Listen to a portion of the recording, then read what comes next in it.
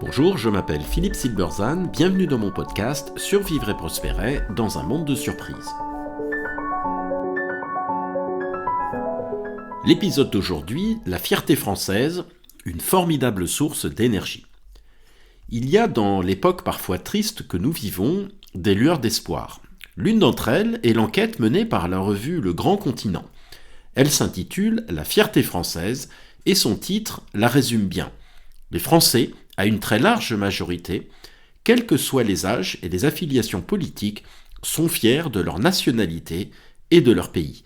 Cette fierté n'est pas seulement une bonne nouvelle, c'est aussi une formidable source d'énergie qui ne demande qu'à être mobilisée. La vaste enquête menée par Le Grand Continent révèle un fait sans doute inattendu mais sans ambiguïté. 78% des Français se disent fiers d'être Français, dont 37% très fiers. Ce sentiment traverse toutes les générations et tous les électorats, culminant à 90% au centre et à droite, mais restant majoritaire partout, y compris chez les sympathisants de la France insoumise à 66%. La fierté d'être français n'est pas un monopole partisan, elle constitue le socle le plus partagé de notre identité collective. Cette fierté se nourrit de multiples sources. Le patrimoine naturel et historique, 93%, la gastronomie et l'art de vivre, 92%, la langue et la culture, 87%. Elle s'ancre dans le local autant que dans le regard international, elle se renforce dans les succès sportifs, s'exprime dans une bande-son commune de Goldman à Aznavour et se manifeste dans un patriotisme sensible, fait de petites attentions quotidiennes et de moments festifs partagés. Pourtant, ce capital de fierté reste largement invisible dans le débat public. Plusieurs facteurs contribuent à cette occultation. Premièrement, les médias, structurellement attirés par les conflits et les mauvaises nouvelles, ils amplifient une vision pessimiste du pays. Deuxièmement, le corps politique, plutôt que rassemblé autour de projets communs, il entretient la division. La politique est devenue l'espace par excellence de la fragmentation, où l'on ne s'évalue plus à partir d'un degré raisonnable de cohésion, dans une recherche de compromis, mais d'un idéal d'indivision impossible à atteindre. Cette logique du tout ou rien transforme chaque désaccord en une fracture existentielle. Troisièmement, le poids excessif du politique. En exacerbant un prisme politique de la vie française auquel tout est soumis, on obtient fatalement une image politique de la société. On confond écart et déchirement. On prend le conflit pour le climat. Or, la société française se vit aussi en dehors du champ politique. Dans les fêtes de village, les marchés, les sorties d'école, les apéros entre voisins, mais aussi sur le lieu de travail, dans les associations. Autant de liens ordinaires qui nourrissent un dynamisme discret mais réel et puissant, loin de la fragmentation annoncée ad nauseam sur les plateaux. Non seulement tout n'est pas politique, mais tout ce qui n'est pas politique semble bien vivant.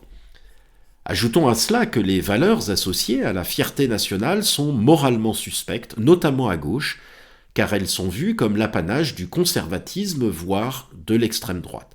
C'est oublier qu'elles étaient pleinement revendiquées par la gauche républicaine il n'y a encore pas si longtemps. Les lignes de Marc Bloch dans son étrange défaite, pour ne prendre qu'un exemple entre mille, en font foi. L'enquête révèle cependant deux limites majeures. D'une part, cette fierté regarde principalement vers l'arrière. Les Français sont fiers de leur histoire, de leurs monuments, de leurs traditions culinaires, de leur patrimoine culturel. Ils célèbrent Aznavour et Goldman, la grande vadrouille et les intouchables, le fromage et le vin. Mais où sont les réussites contemporaines qui nourrissent cette fierté ? Cette orientation vers le passé pose problème. Une nation qui ne tire sa fierté que de ce qu'elle a été court le risque de la nostalgie stérile. Elle risque de confondre la grandeur, horizon dynamique, avec la gloire, souvenir figé. Elle s'enferme dans une posture défensive plutôt que dans une dynamique de projet. D'autre part, cette fierté ne semble pas du tout porter sur les réussites économiques, technologiques ou scientifiques actuelles. Les Jeux Olympiques de 2024 sont cités pour leur cérémonie d'ouverture, spectacle patrimonial, plus que pour l'excellence sportive ou leur excellence opérationnelle et organisationnelle et sécuritaire. Les champions industriels français semblent laissés totalement indifférents. À l'opposé de cette fierté, l'enquête identifie cependant un sentiment crucial, celui du gâchis.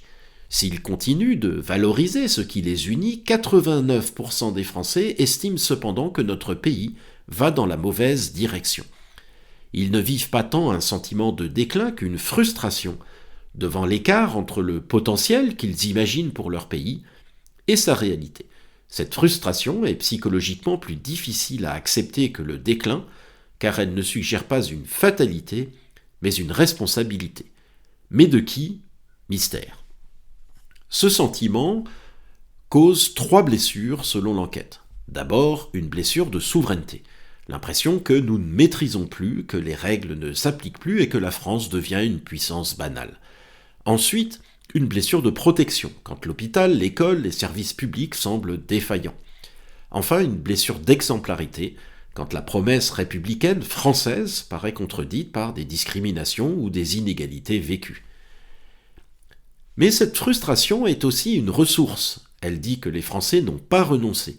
Ils ne sont pas tant pessimistes que lucides sur la situation, ce qui est très différent.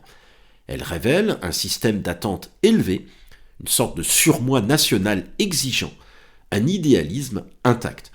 Cette lucidité tranche avec l'aveuglement et l'impuissance du personnel politique qui n'en a pas pris la mesure et continue de traiter les Français comme des enfants inconscients à qui on ne peut pas dire toute la vérité. Elle porte donc en creux une énergie mobilisable à condition de lui offrir des perspectives concrètes. Le véritable défi n'est donc pas de gonfler un roman national d'apparat, de s'enfermer dans des discours de gloriole, vieux travers français, avec une mise au Panthéon tous les 6 mois, mais de transformer cette fierté et cette frustration en un moteur de projet. Il faut pour cela réorienter la fierté vers l'avenir. Il faut célébrer ce que la France a été, bien sûr, mais aussi ce qu'elle fait et ce qu'elle peut devenir, et il faut célébrer son industrie au sens large. Nos chercheurs, nos entrepreneurs, nos champions industriels, nos innovations, mais aussi nos PME et TPE, nos artisans. Des réussites contemporaines, petites et grandes au quotidien, qui devraient autant susciter la fierté que nos châteaux et nos fromages. L'incroyable dynamisme du tissu économique que chacun peut constater, pour peu qu'il quitte les plateaux TV et se donne la peine d'aller sur le terrain, est une formidable ressource qui peut tirer le pays de l'ornière. Un pays qui communie lors d'une victoire de son équipe en Coupe du Monde gagnerait à avoir la même ferveur pour ses champions économiques ou scientifiques. La fierté se nourrit aussi de réalisations collectives. Les Français l'ont prouvé avec les JO et la reconstruction de Notre-Dame. Toutes 2 prouesses techniques et organisationnelles. Quand le pays réussit ensemble quelque chose de noble et d'ambitieux, eh bien la fierté renaît. Comment opérait ce changement ? Eh bien, dans le Gai Savoir, Nietzsche forme ses vœux de la nouvelle année et il écrit « Je ne veux mener aucune guerre contre le lait, je ne veux pas accuser, je ne vais même pas accuser les accusateurs. Que détourner leur regard soit mon unique négation. Et, en tout et pour tout, et en grand, je veux, en n'importe quelle circonstance, n'être rien d'autre que quelqu'un qui dit oui. » Fin de citation. Alors peut-être pouvons-nous le suivre et décider de détourner le regard des grincheux, des sceptiques, des décroissants, des déclinistes, des collapsologues, des professeurs de morale, des sophistes, pour au contraire célébrer l'ambition, l'excellence, l'exemplarité, le courage, l'exigence et la réussite. Ce sont ces traits qui ont fait ce que la France a été dans son histoire et dont les Français sont fiers aujourd'hui. C'est leur oubli qui la met en péril, et c'est leur célébration qui pourra écarter celui-ci. Merci de votre attention, vous pouvez retrouver cet épisode sur les principales plateformes de podcast. N'hésitez pas à vous abonner pour être informé des prochains épisodes. À bientôt!